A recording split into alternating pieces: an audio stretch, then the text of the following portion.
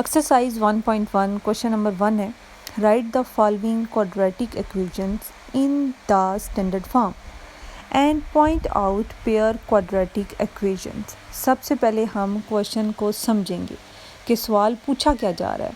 Right the following quadratic equations in the standard form and point out pair quadratic equations. अब इस question के अंदर हमें कौन कौन सा वर्ड समझ नहीं आया। Quadratic equations, standard form and pair quadratic equations. सबसे पहले तो हम इनको समझेंगे। अपनी हैंड राइटिंग के साथ नोट्स बनाएं कि क्वाड्रेटिक इक्वेशंस क्या है।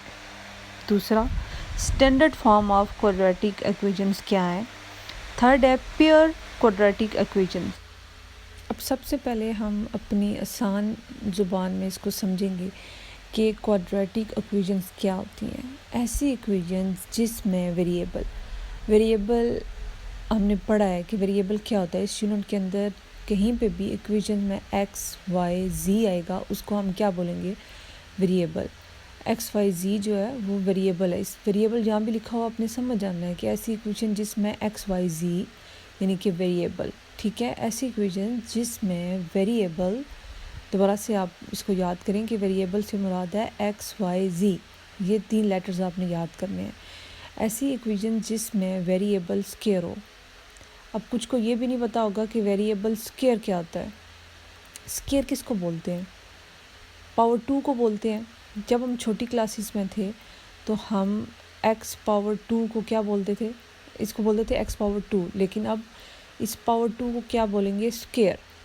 पावर 2 को स्केयर बोलते हैं, मतलब कि वेरिएबल x, y, z के ऊपर स्केयर होगा। किसी भी इक्वेशन के अंदर जहाँ पे वेरिएबल के ऊपर स्केयर हो उसको हम बोलेंगे क्वाड्रेटिक इक्वेशंस। लेकिन उस इक्वेशंस के अंदर वेरिएबल की पावर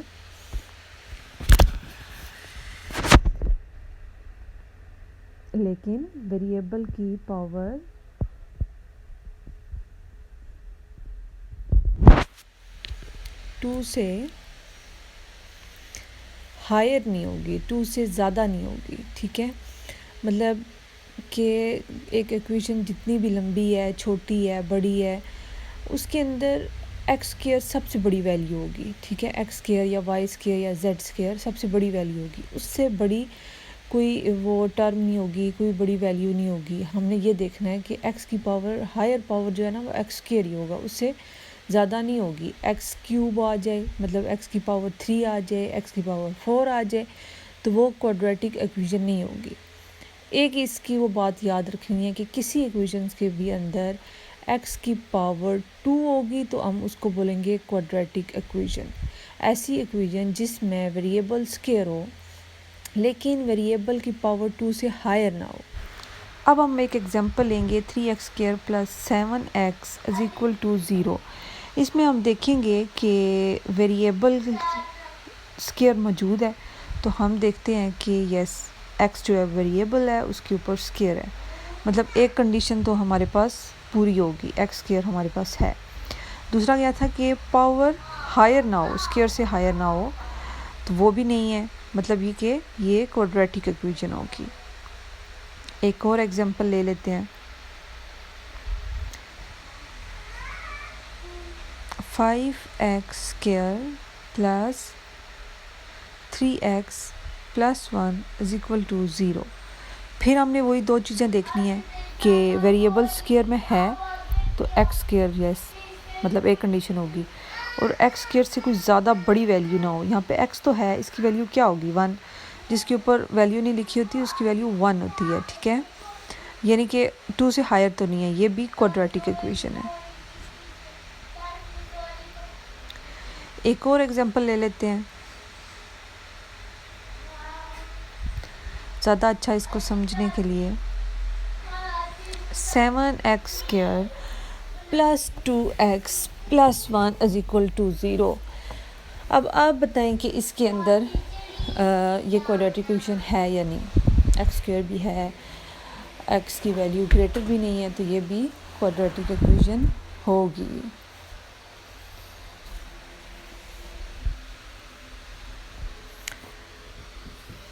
अब x square plus 1 is equal to 0। अब ये क्या होगा, एक्स स्क्वायर मौजूद है, ठीक है, इससे ज़्यादा कोई वैल्यू भी नहीं मौजूद, तो ये भी क्वाड्रेटिक इक्वेशन होगी।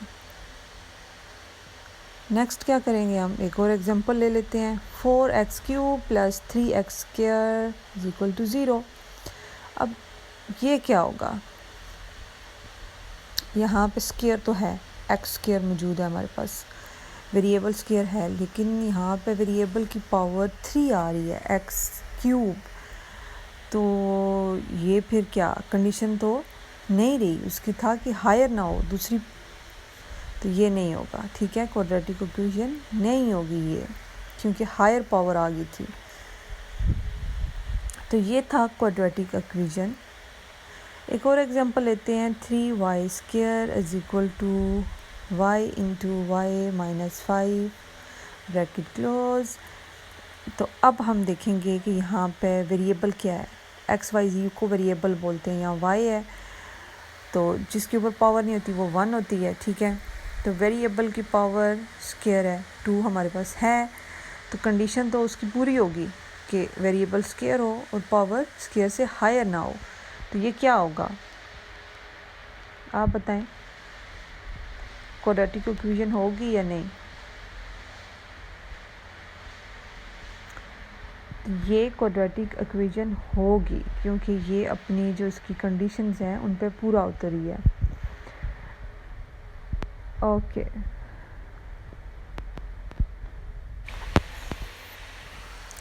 अब नेक्स्ट हम पढ़ेंगे standard form of quadratic equation. तो standard form of quadratic equation क्या होती है, क्या कौन सी ऐसी कंडीशंस होंगी इक्वेशन की कि जिसको हम कहेंगे हाँ ये standard form of quadratic equation है। क्वाड्रेटिक इक्वेशन का तो पता लग गया हमें कि क्वाड्रेटिक इक्वेशन मतलब एक्स स्क्वायर होगा, ठीक है, लेकिन स्टैंडर्ड फॉर्म क्या होगी, जिसके अंदर ax² plus bx plus c is equal to 0, मतलब 100% जो इक्वेशन है वो इस फॉर्म में लिखी होनी चाहिए। इसके अंदर हम देखेंगे, इसको 100% हम याद रखेंगे, और a, b और c जो हैं वो रियल नंबर्स हैं, हमें ये याद रखना है। रियल नंबर्स कोई भी हो सकता है, 1 2 3 कुछ भी हो सकता है, ठीक है, उसको हम रियल नंबर्स बोलते हैं। a b c से मुराद है यहाँ पे a b c कोई भी नंबर्स हैं, तो हमने ये याद करना है ax² plus bx plus c is equal to 0। इस फॉर्म में कोई इक्वेशन होगी तो हम उसको बोलेंगे कि हाँ ये standard form of quadratic equation है। यहाँ पे a जो है वो कोई भी नंबर हो सकता है, b जो है वो कोई भी नंबर हो सकता है, c कोई भी नंबर हो सकता है। हम एग्जांपल लेते हैं इसको मज़ीद समझने के लिए कि किस फॉर्म में कोई इक्वेशन लिखी हुई होगी, तो उसको हम कहेंगे हाँ ये standard form of quadratic equation है। तो एक जगह हम कोई भी नंबर लेते हैं, जैसे हम एग्जांपल लेते हैं 7x² प्लस b की जगह हम नंबर लेते हैं कोई भी 2x plus 1 is equal to 0, सही है। तो ये क्या हो जाएगा, ये एग्जैक्ट उस फार्मूले के मुताबिक लिखी हुई इक्वेशन थी, तो इसको हम standard form of quadratic equation कहेंगे। ये हमने कंडीशन याद रखनी है, ax² plus bx plus c is equal to 0। अब हम एक और एग्जांपल लेते हैं, जैसे 5x² plus 1 is equal to 0। अब ये standard form of quadratic equation होगी या नहीं, इसके अंदर x² मौजूद है, ठीक है, c भी है, मतलब 1 जो है वो c को प्रेजेंट कर रहा है, लेकिन bx इसके अंदर नहीं है, तो ये standard form of quadratic equation नहीं होगी। नेक्स्ट एग्जांपल हम लेते हैं 9x² plus 3x plus 1 is equal to 0। तो ये इक्वेशन के मुताबिक एग्जैक्ट है, a की जगह 9 है, b की जगह 3 है, c की जगह 1 है, तो इसको फिर हम क्या कहेंगे कि हाँ ये standard form of quadratic equation है।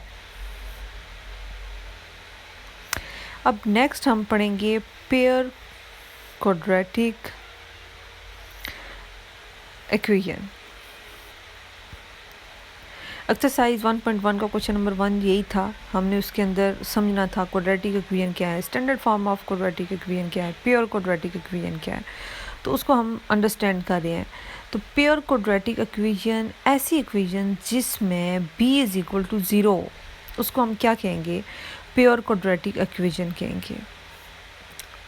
ठीक है, ऐसी इक्वेशन जिसमें b इज़ इक्वल टू 0, ये इसकी कंडीशन है। एक ही कंडीशन है, इसको हमने याद रखना है।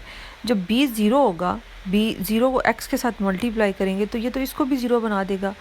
bx तो 0 हो गया, तो फार्मूला क्या बना हमारे पास, ax² प्लस c। 0 तो हम नहीं लिखेंगे, प्लस 0 प्लस c तो नहीं लिखेंगे, तो फार्मूला बना ax² plus c is equal to 0। ये क्या बन गई, प्योर क्वाड्रेटिक इक्वेशन। एग्जाम्पल लेंगे 7x² plus 3 is equal to 0, तो ये क्या है, प्योर क्वाड्रेटिक इक्वेशन है। ठीक है, इसके अंदर हम देख रहे हैं कि हमारे पास bx नहीं है, मतलब एक ही हमारे पास वेरिएबल स्क्वायर है ax²। एक और एग्जांपल लेते हैं 4x² minus 7 is equal to 0। क्या ये होगा प्योर क्वाड्रेटिक इक्वेशन, हम मैच करेंगे, हाँ ये सारी कंडीशंस हैं इसके अंदर, यस हैं, तो ये क्या होगा, प्योर क्वाड्रेटिक इक्वेशन। सही। अब हम एक और एग्जांपल लेते हैं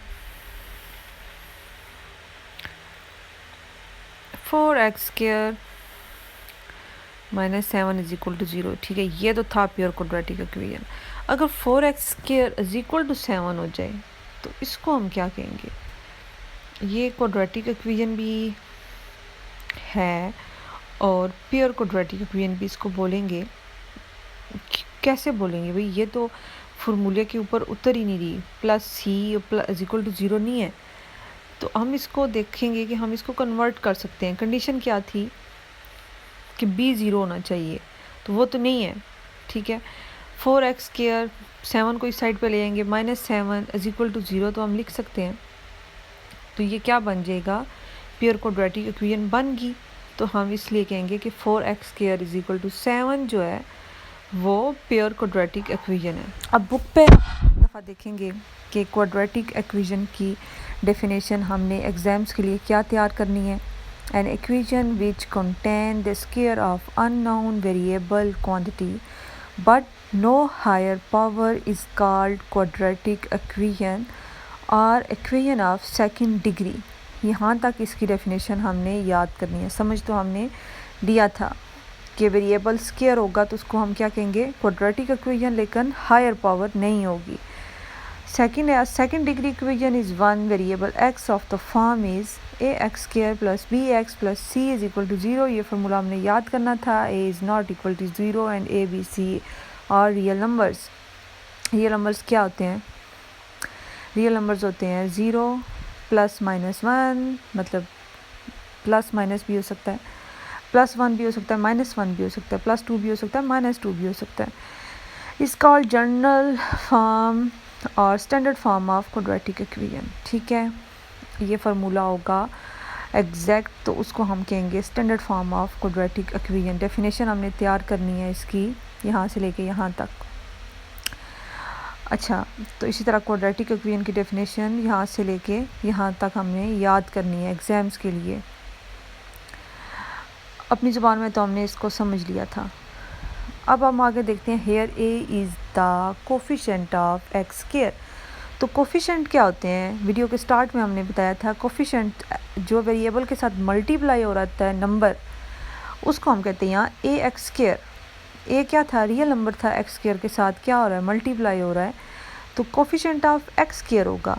इसी तरह आगे है प्लस bx, तो x का यहाँ पे b जो है वो x का कोफिशिएंट होगा, और c इज़ कांस्टेंट टर्म। अच्छा, कांस्टेंट टर्म के बारे में भी वीडियो के स्टार्ट में बताया कि क्या होती है। ठीक है, रियल नंबर्स के बारे में भी अगर दोबारा से आप भूल गए हो तो आप दोबारा से वीडियो को प्ले करके देखें। वेरिएबल्स क्या होते हैं ये भी हमने पढ़ा था, फिर उसको अंडरस्टैंड करें।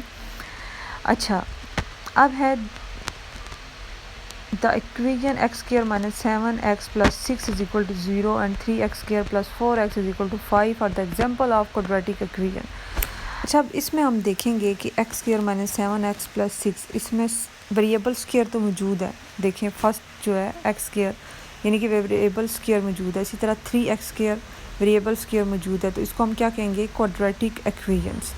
लेकिन नेक्स्ट जो हमारे पास है x square minus 7x plus 6 is equal to 0 is the standard form. अच्छा, स्टैंडर्ड फॉर्म क्यों है? जैसे फार्मूला था ऊपर हमारे पास ax स्क्वायर, ठीक है, ये जो है वो स्टैंडर्ड फॉर्म है। क्यों है? क्योंकि ये बिल्कुल उस फार्मूले के ऊपर पूरा उतरी है, x square plus b s x plus c is equal to 0, ठीक है। लेकिन जो सेकंड इन्होंने एग्जांपल दी है वो फार्मूले के ऊपर नहीं है, पूरा नहीं उतरी, तो उसको हम बोलेंगे कि वो is not a standard form of quadratic equation. If b is equal to 0 in quadratic equation then it is called a pure quadratic equation. For example, x square minus 16 is equal to 0, तो हम यहाँ पे देखेंगे कि b जो है वो 0। अच्छा, b कोफिशिएंट था x का, ठीक है। अब हम देखते हैं कि इसके अंदर x है ही नहीं, सिर्फ x स्क्वायर है, तो x स्क्वायर है वो क्वाड्रेटिक इक्वेशन तो है, और साथ उसको हम कहेंगे प्योर क्वाड्रेटिक इक्वेशन, ठीक है। अच्छा, अब रिमेंबर दैट, ये हम एक दफ़ा पढ़ लेते हैं। If a is equal to 0 in ax square plus bx plus c is equal to 0 then it reduce to a linear equation. अच्छा, लीनियर इक्वेशन क्यों सी होती है? लीनियर होती है जिसमें x की पावर 1, सबसे बड़ी वैल्यू जो है ना वो x की पावर 1 हो, 1 से ज़्यादा पावर नहीं होनी चाहिए, ठीक है, उसको हम लीनियर इक्वेशन कहते हैं। जब एक्स स्क्वायर ही नहीं रहेगा तो वो क्वाड्रेटिक इक्वेशन नहीं रहेगी। ये तो हमें क्वाड्रेटिक इक्वेशन के दो जो पॉइंट्स थे कि एक तो स्क्वायर होना चाहिए और स्क्वायर से बड़ी वैल्यू नहीं होनी चाहिए, ठीक है। तो जब स्क्वायर नहीं होगा, एक्स की वैल्यू 1 होगी, तो वो लीनियर होगा। इसी तरह इन्होंने लिखा हुआ एक्टिविटी है कि राइट 2 पेयर क्वाड्रेटिक इक्वेशन, तो खुद से ही अपना माइंड यूज़ करें और क्वाड्रेटिक इक्वेशंस की आप 2 से ज़्यादा 10 भी लिख सकते हैं एग्जांपल्स, अपने आप को जज करने के लिए कि आपको कितना ये लेसन तैयार हुआ है। फिर हम इस चैप्टर में देखेंगे कि सोल्यूशन ऑफ क्वाड्रेटिक इक्वेशंस, कि क्वाड्रेटिक इक्वेशंस को सॉल्व करने के दो सॉल्यूशंस होते हैं, मेथड होते हैं, एक फैक्टराइजेशन और एक कंप्लीटिंग स्क्वायर। इसके बारे में अब हम डिटेल में बात करेंगे, उसके बाद हम एक्सरसाइज 1.1 की तरफ जाएंगे, ठीक है। फैक्टराइजेशन, दो मेथड होते हैं, एक फैक्टराइजेशन और एक कंप्लीटिंग स्क्वायर। अच्छा, अब फर्स्ट है कि सॉल्यूशन बाय फैक्टराइजेशन। फैक्टराइजेशन के 3 स्टेप हमने माइंड में रखने हैं कि एक, हमने सबसे पहले उसको कन्वर्ट करना है इस फॉर्म में, ax square plus bx plus c is equal to 0, यानी कि standard form of quadratic equation. फिर हमने कोई से भी दो रियल नंबर्स ढूंढने हैं जिनको हम प्लस करें तो b बने, मल्टीप्लाई करें तो ac बने। थर्ड चीज़ हमने माइंड में रखनी होती है कि हमने उस इक्वेशन को लीनियर फैक्टर, जितने भी उसके अंदर फैक्टर्स होंगे टर्म्स, उनको हमने लीनियर का क्या मतलब होता है, x की पावर 1 होनी चाहिए। हमने कोशिश करना है कि हम x की पावर को 1 तक लेके आएँ। ये 3 स्टेप हम करेंगे तो हमारा क्वेश्चन सॉल्व होगा बाय फैक्टराइजेशन के ज़रिए। कुछ हम एग्जांपल्स लेते हैं, जैसे यहाँ पे एग्जांपल दी हुई है।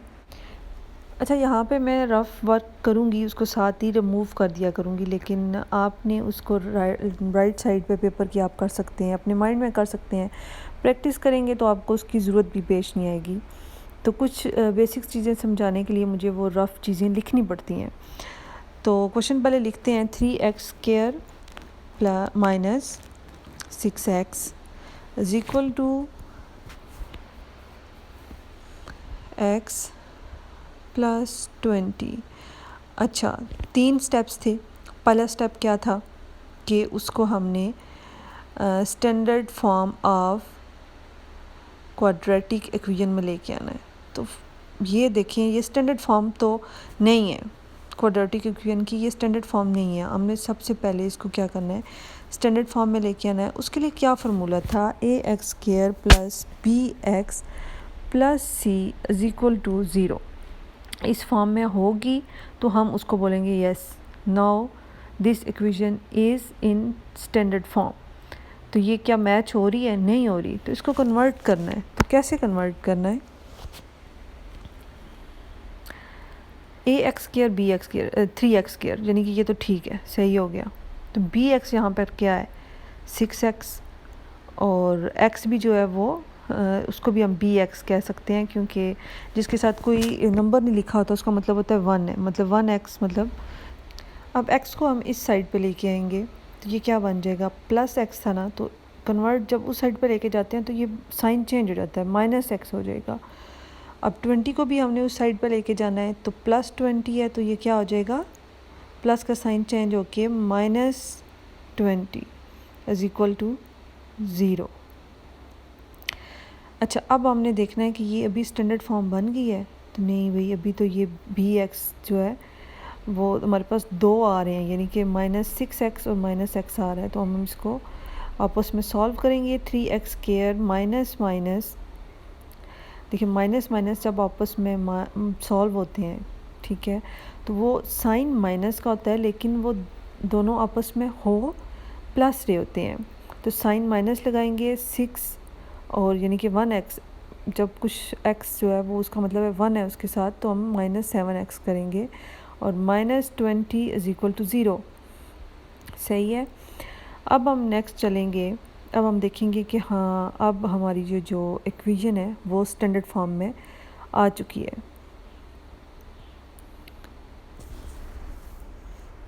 अच्छा, यहाँ पे b क्या होगा, 7 होगा, ठीक है, a क्या होगा 3 और c क्या है 20। ये चीज़ पहले हमने समझनी है कि फार्मूले के अंदर जो हम वैल्यूज़ पुट करेंगे उसमें a 3 है, b जो है -7 है, c 20 है। b क्या है -7 और 3 और 20 क्या है, उन्होंने कहा था कि ए सी जो है वो मल्टीपल हो, हमने अब 2 फैक्टर्स ढूंढने हैं, तो वो जो है वो ए सी का मल्टीपल हो, तो 3 ए सी 3 और 20 है, तो इनको मल्टीप्लाई हम करते हैं, ए एंड सी। ए क्या है 3, सी क्या है -20, इन दोनों को हम क्या करेंगे आपस में मल्टीप्लाई करेंगे, तो हमारे पास क्या रिज़ल्ट आएगा, प्लस माइनस माइनस, यानी कि साइन माइनस का लगेगा, माइनस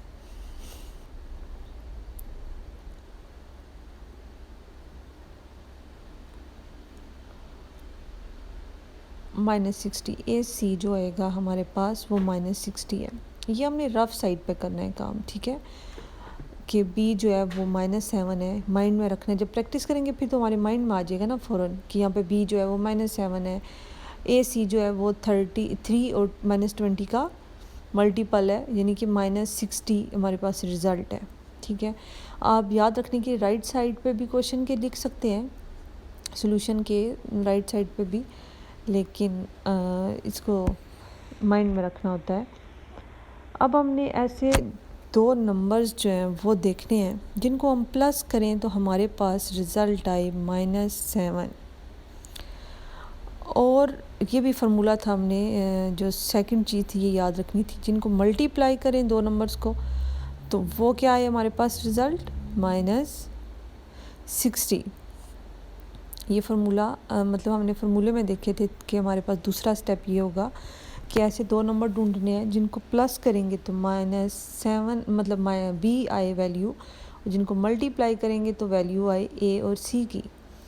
तो यहाँ पर हमें चाहिए -7।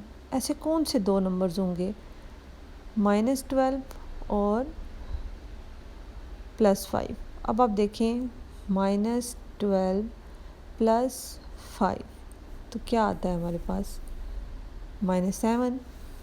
अच्छा, -12 और +5 हमने क्यों लिया, कोई और नंबर भी ले सकते थे, 5 + 2 भी ले सकते थे, लेकिन 5 + 2 क्या होता है 10 होता है, हमें चाहिए -60।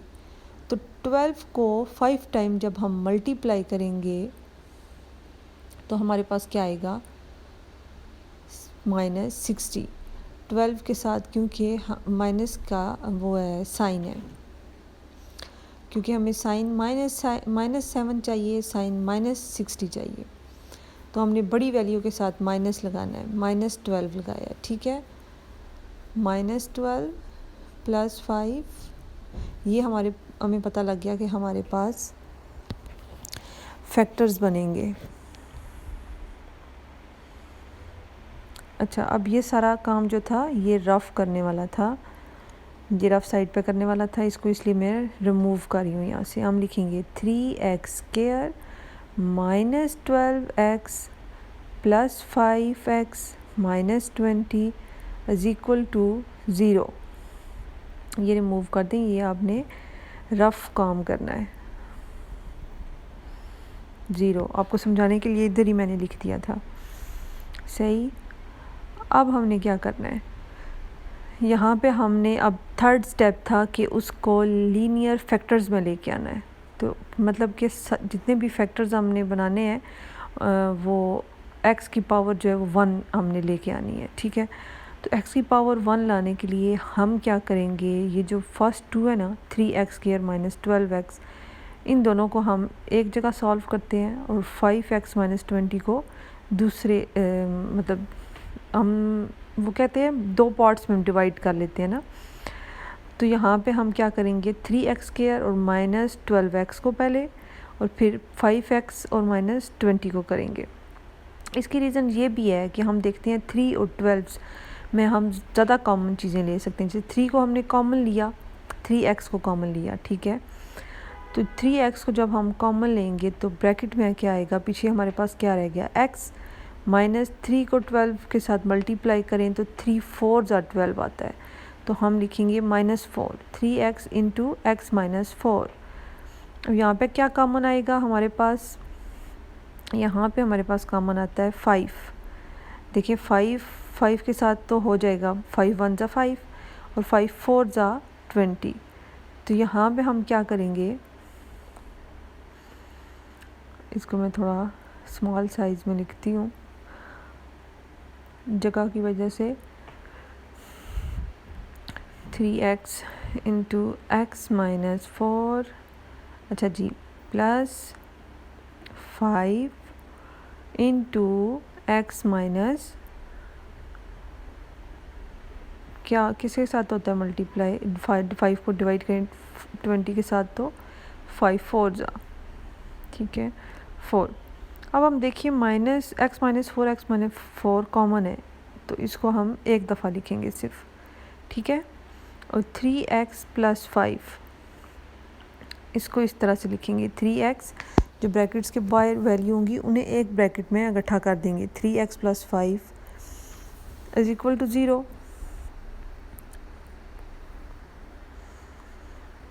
अच्छा, अब आप देखेंगे हमारे पास लीनियर फैक्टर्स बन गए हैं, कहीं पे भी x की पावर जो है वो स्क्वायर में नहीं है, x की पावर 1 ही है।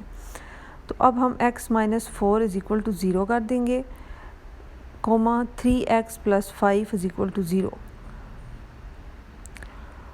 क्योंकि हमें x की वैल्यू चाहिए, x की वैल्यू चाहिए तो हम -4 को दूसरी साइड पर लेके जाएंगे। तो अब जब साइड्स हम चेंज करते हैं तो साइन चेंज हो जाते हैं, ये -4 था तो क्या हो जाएगा +4, x की एक वैल्यू तो आ गई, x इज इक्वल टू 4। अब हमने 3x और ये जो दूसरा 5 है सबसे पहले उसको मूव करेंगे, तो ये +5 है उधर जाएगा तो क्या हो जाएगा -5 हो जाएगा। तो x इज इक्वल टू 4 और दूसरा यहाँ पे हमने सेंटर में कोमा करना है 3x। अच्छा, अब 3 दूसरी साइड पर जाएगा जहाँ पे ये मल्टीप्लाई हो रहा है, तो उधर जाके क्या हो जाएगा डिवाइड हो जाएगा। हम बहुत छोटी क्लासेस से ये चीज़ सीखते आए हैं कि मल्टीप्लाई जो चीज़ होती है दूसरी साइड पे जाती है डिवाइड हो जाती है, जो प्लस माइनस होती है वो दूसरी साइड पर जाके अपने साइन चेंज कर देती है। तो ये 0.5 मार्क्स इस चीज़ के होते हैं, यहाँ पे सॉल्व करके छोड़ नहीं देना बल्कि लिखना है। एस मतलब solution set is equal to, उसको हमने मिडल ब्रैकेट्स में लिखना है कि -5/3 एंड 4। तो ये हमने लाजमी एंड पे करना है। अब ये हमारे पास सोल्यूशन आ गया है, तो इसके अंदर जितना भी रफ़ वर्क था वो मैंने रिमूव कर दिया है, ये आप लिख सकते हैं, नोट कर सकते हैं।